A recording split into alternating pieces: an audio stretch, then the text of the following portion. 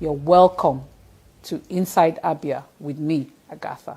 Your Excellency, you're welcome to the program. Thank you very much. So, Your Excellency, it looks to me like your dream for your state is to put it on the world map for trade. If you want to develop your people, you must leverage their strengths and what they have, not only comparative advantage but competitive advantage, because competition is the name of the game. So you can't take away trade and commerce from my people. And we have, like I said earlier, 15 markets. The problem of these markets is, one, access, and that is why we are on the access roads, the Fox Road, the Samek, the Umule, the MCC roads. All of them are to ventilate our area. Then we are on Ungwa Road to ventilate Ungwa Road Market. We're also doing something around the Che Road to ventilate the new Che Road Market. Che Road Market is a beauty to behold, and it was delivered through a PPP arrangement. So we must remodel these markets to see if we can make them extend business hours. If we extend business hours from 6 to 9, 10, 11, that is something. And who knows what happens tomorrow if we could deal with that. And these are markets that service not only Nigerians, but other countries in West Africa and Africa. They come really? Here. Yes. If you go to area, you see materials for export. You see them bagging things for export and all of that. And that is why we have set up the Abia Trading Company, which is the warehousing company that will make sure the quality control is good, and that will make sure that the statistics about how much is exported from Abia can be included in the National Bureau of Statistics and all of that. So we are remodeling the markets. We are creating access roads. We are providing finances through the Abia SME Bank, and we are also trying to provide power. I was going to get to that. All right. As an industrial hub, I can't see how you'll be able to achieve your dream without power. And power is a Nigerian problem that has defied, I don't know why, it has just defied solution. Now, for you as the governor of Abia State, with industry as your number one source, how do you want to make this happen without power? First, what is my vision? My vision is to provide 4 alternatives so that my people can choose as they choose network providers in GSM. So I must give them option. In terms of power? In terms of power. So I first collaborated with the agency in charge of rural electrification. And then we set up the area independent power, which is there today in our area, to service the Umwe Bushu cluster and the activities around our area. 2, of course, the EEDC, NEPA, that is the second option. 3, we have done everything to make sure we rein in geometrics, because I was lucky to inherit an independent power plant driven by geometrics that had generated power but could not distribute, but they had the distribution infrastructure. So we had to follow them. I've been to Egypt, I've been to Cote d'Ivoire, I've been to South Africa twice. Luckily, my last trip to South Africa was blessed with Afrexim Bank closing the financing gap that Geometrics.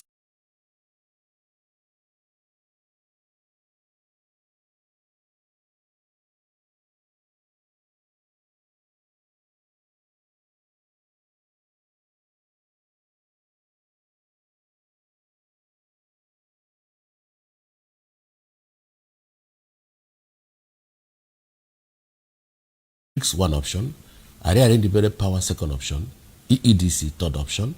The fourth option is to see if it's possible, because Abia is richer in gas than we are in crude oil. So can we power our activities using gas? But there's a major social disconnect that leads to making it economically unviable for people to invest in power. Because the critical question is that the question he asked about the hen and the chicken, which one comes first? Do you need power for industrialization?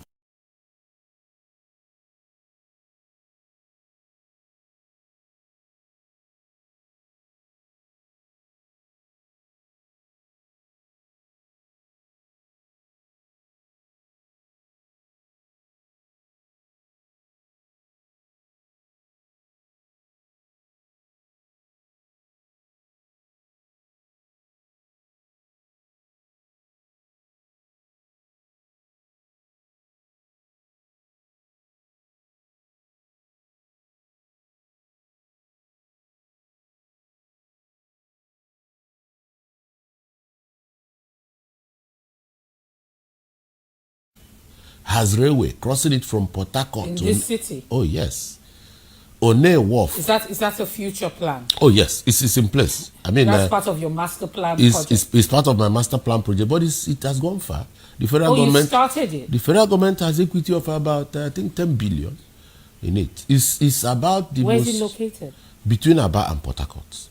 You know, and it was designed by the same set of guys that did Dubai, Subhara Juran in Singapore, and it's driven by private sector.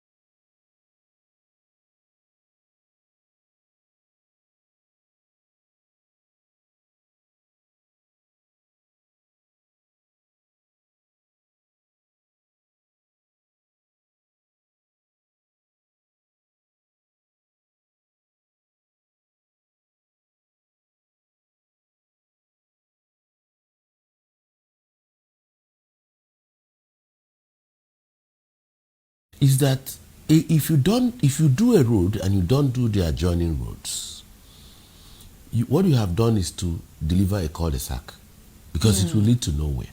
My first day on the desk as governor, I asked myself, oh yes, I'm going to do roads, but which roads? So I said, oh no, I'm not going to do roads that will lead to the house of any politician. If that will make them angry, that's okay.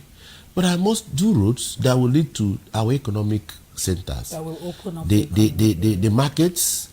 And so I'm on Fox Road because of our area. I'm on MCC because of our area. I'm on Samek because of our area. I'm on Ungwa Road because of the new market. So if it's not leading to this, then I ask myself, 60% of our clientele comes from Akwa Ibom, from they could come from Cameroon, Oron, then Akwa Ibom, or northern part of Nigeria through Cross River and all of that. And the major channel that will bring them into Abia State was blocked because it's a federal road, blocked from Abia to Ikotepmene, blocked from Imahia to Ikotepmene. But I had to quickly do the road leading from Akwa Ibom.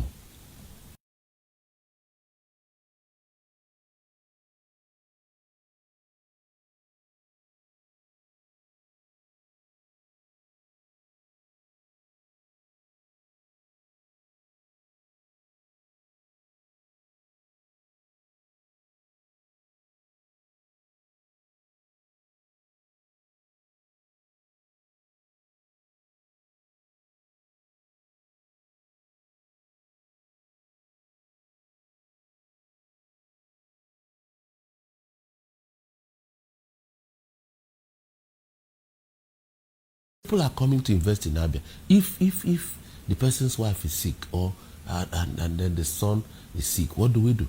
So there must be strong healthcare system. So health for me is to enable trade and commerce, and enable agriculture, and enable whatever, and enable education. For you to even be productive, you have to be healthy. Exactly, Yeah. exactly. So ease of doing business. I must do tax reforms.